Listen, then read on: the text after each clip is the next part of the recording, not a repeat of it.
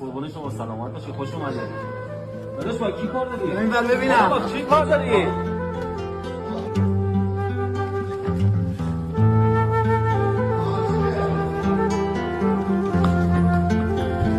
ببین بچه خوشگل، درسته عشقمو دزدیدی، ولی ببین بیرون بگیرن میکشن.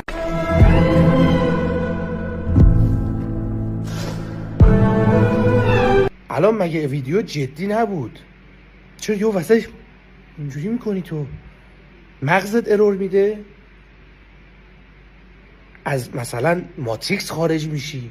چه اتفاقی افتاد برات؟ الان فوک دریایی شدی؟